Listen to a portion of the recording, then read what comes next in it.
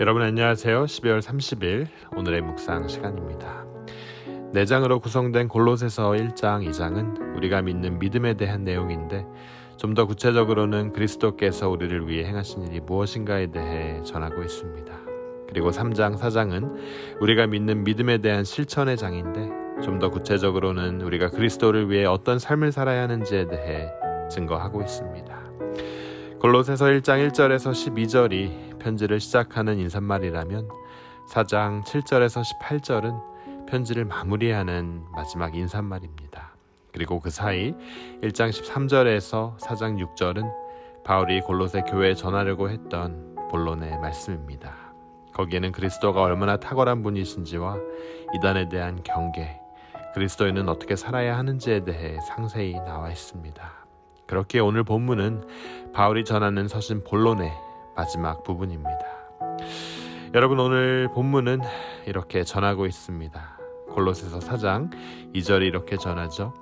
기도를 계속하고 기도에 감사함으로 깨어 있으라. 여러분, 바울은 골로새서 본론의 마지막 말로 기도하라라고 전하고 있습니다.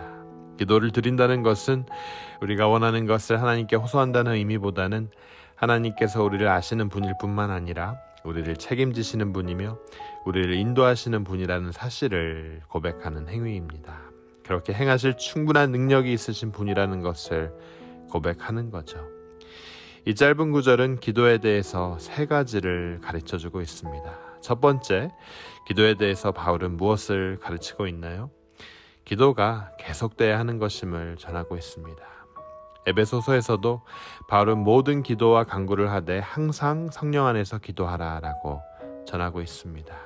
또 데살로니가 전서 5장 16절에서 18절에서도 항상 기뻐하라, 쉬지 말고 기도하라, 범사에 감사하라라고 권하고 있어요.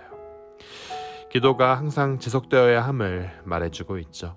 그런데 여러분, 우리의 기도는 계속되지 않습니다. 막 하고 싶을 때는 하지만 시간이 지나면 멈춰지기 마련이라는 거죠. 기도는 여러분 저절로 되지 않습니다. 의지를 다해서 조금씩 연습함을 통해서 기도의 깊이가 깊어지고 우리의 기도의 폭이 넓어집니다. 계속하다의 문자적인 뜻은 견디며 앞으로 나아가다라는 뜻입니다. 예수님께서도 겟세마네 동산에서 기도하실 때 설렁설렁하지 않으셨어요. 힘쓰고 애써 더 간절하게 하셨습니다.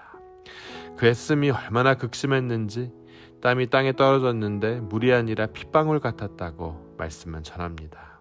여러분, 이뿐인가요? 제자들이 예수님께서 약속하신 성령을 기다리며 기도할 때 마음을 같이하여 오로지 기도에 힘썼다라고 또 말씀은 전하고 있습니다. 한 해를 마무리하며 만약 우리가 계속 기도하는 것에 힘쓰지 않았다면 허심탄회한 마음으로 우리 자신의 기도에 애씀과 땀 흘림이 있었는지를 돌아봐야 할 것입니다. 저는 그런 여러분 되시길 주님의 이름으로 축원합니다. 둘째로, 기도는 감사함으로 드리는 거라고 사도 바울은 전하고 있습니다. 우리의 신앙생활에서 하나님께 감사를 드린다는 것은 우리가 지금까지 오게 된 것이 하나님의 인도하심이고 지금 내 삶의 자리를 하나님께서 알고 계시며 비록 내가 원하지 않은 상황에 있을지라도 그것을 있는 그대로 수용한다는 의미입니다. 지금 내 삶에 열매가 없고 소출이 없고 또 가축이 없는 상황일지라도 그럼에도 불구하고 감사할 수 있고 기뻐할 수 있는 것은 그 상황을 하나님께서 잘 알고 계시며 인도하실 거라는 확신이 있기 때문이에요. 우리가 하나님께 드리는 감사의 출발은 우리가 하나님의 자녀가 된 것과 더불어 지금 자신의 상황을 있는 그대로 수용하는 것에서부터 시작됩니다. 여러분, 여러분의 상황을 어려운 가운데서도 감사함으로 수용하고 계십니까? 금일 말씀이 우리에게 전하는 도전입니다. 여러분, 계속 말씀 보도록 하겠습니다. 3번째, 금일 말씀은 깨어있으라 라고 전하고 있어요. 여러분, 깨어있지 않고는 기도를 드릴 수 없습니다. 깨어있는 것은 그냥 눈을 뜨고 있으라는 말이 아닙니다. 영적인 긴장감을 잃지 말라는 거죠. 그렇습니다. 바른 신앙생활을 계속 이어가는데 갖춰야 할 중요한 것들이 있는데 반드시 있어야 할 것이 바로 영적인 긴장 상태입니다. 깨어있지 못함, 즉 영적인 긴장감이 풀어지면 내 믿음 생활은 깊은 매너리즘에 빠지게 됩니다. 속은 없고 그저 형식만 남은 너무나 치명적인 크리스찬으로 전락한다는 거죠. 또 바울은 이렇게 기도해달라고 요청합니다. 3절 말씀입니다. 또한 우리를 위하여 기도하되 하나님이 전도할 문을 우리에게 열어주사 그리스도의 비밀을 말하게 하시기를 구하라. 내가 이 일 때문에 매임을 당하였노라. 당시 바울은 제자 중에 제자, 사도 중에 사도였습니다. 그런 사람이 연약한 골로새 교회에게 기도를 부탁하고 있어요. 사도 바울과 같은 영적 거인도 다른 사람의 기도가 필요했음을 인정하고 그들의 기도를 요청하고 있습니다. 여러분, 누구의 기도도 필요 없을 만큼 강한 그리스도인은 단 한 명도 없습니다.